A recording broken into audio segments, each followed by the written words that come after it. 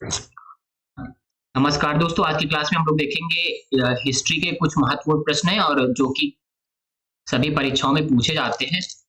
चलिए स्टार्ट करते हैं पहले क्वेश्चन से। आप देख सकते हैं पहला क्वेश्चन आपकी स्क्रीन पर ये रहा, जो कि एक ही कब्र से 3 मानव कंकाल निकले हैं। तो एक ही कब्र से 3 मानव कंकाल कहाँ से निकाले गए थे दोस्तों, वो आपको बताना है। यहाँ पे ऑप्शन ए सराय नाहर राय से, ऑप्शन बी दमदमा से, ऑप्शन सी मैदहा से एंड ऑप्शन डी लंगनाज से। तो दोस्तों इस क्वेश्चन का राइट आंसर क्या हो जाएगा? Option B will be the right answer of this question, यानी दमदमा से। ठीक है, तो एक ही कब्र से 3 मानव कंकाल कहाँ से निकाले गए थे? वो दमदमा से निकाले गए थे। आप देख लेते हैं इसके बारे में। दमदमा भाई तो उत्तर प्रदेश के प्रतापगढ़ में स्थित मध्य पाषाणी पुरा स्थल है ये दमदमा। ठीक है, सराय नाहर राय, महदहा तथा दमदमा का उत्खनन इलाहाबाद विश्वविद्यालय द्वारा किया गया था। दमदमा में हुई खुदाई से कुल मिलाकर 41 मानव समाधान प्राप्त हुए।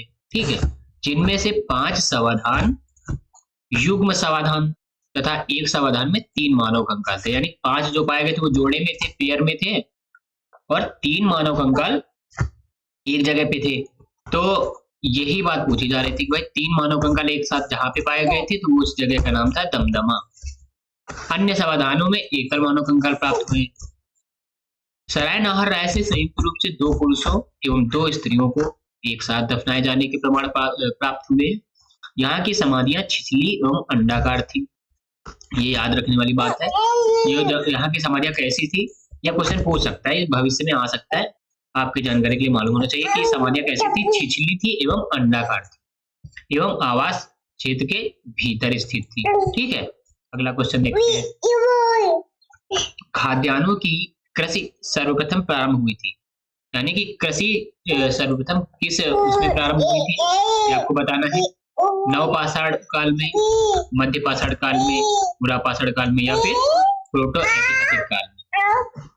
तो राइट आंसर हो जाएगा नवपाषाण काल में कृषि सबसे पहले प्रारंभ हुई थी। कृषि की शुरुआत दोस्तों सर्वप्रथम नवपाषाण काल में हुई थी। जौ एवं गेहूं को खाद्यान्न के रूप में उगाया गया, सबसे पहले आपको मालूम है। चावल की खेती का प्राचीनतम साक्ष्य इलाहाबाद के नजदीक कोल्डिहवा नामक स्थान से प्राप्त होता है तथा बलूचिस्तान की सीमा पर स्थित मेहरगढ़ से गेहूं की खेती के साक्ष्य मिलते हैं।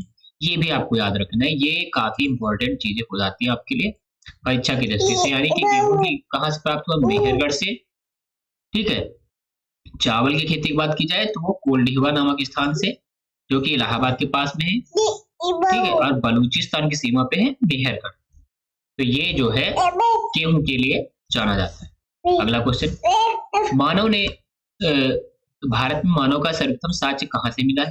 नीलगिरी की पहाड़ी, शिवालिक पहाड़ियां, नल्लमाला पहाड़ियां, या फिर नर्मदा घाटी से। तो राइट आंसर हो जाएगा नर्मदा घाटी। भारत में मानव का सर्वप्रथम साक्ष्य जो मिला है वह पश्चिमी नर्मदा क्षेत्र मध्य प्रदेश में प्राप्त हुआ। ठीक है, चलिए अगला प्रश्न। निम्नलिखित में से किसको चालकोलिथिक युग कहा जाता है? पुरापाषाण युग, नवपाषाण युग, ताम्रपाषाण युग, या फिर लौह युग। तो चालकोलिथिक युग किसे कहते हैं? Option C will be the correct answer of this question, which is ताम्रपाषाण युग। इस काल में पत्थरों के साथ साथ ताम्र धातु का प्रयोग औजारों के निर्माण में होने लगा। इसे ताम्रपाषाणिक संस्कृति भी कहा जाता है।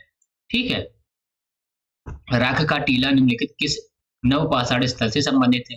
तो बुधिहाल, संगनकल्लू, कोल्डिहवा, या फिर ब्रह्मगिरी। तो राइट आंसर हो जाएगा संगनकल्लू भैया। तो बेल्लारी कर्नाटक में स्थित है संगनकल्लू, और यहाँ से जो है राख के टीले प्राप्त हुए हैं जो नवपाषाण कालीन है। ठीक है, ये टीले उस काल के चरवाहा समूहों के मौसमी शिविरों के जले हुए अवशेष है। ओके, ठीक है, आशा करता हूँ कि 5 क्वेश्चन आपको समझ में आए होंगे। धन्यवाद।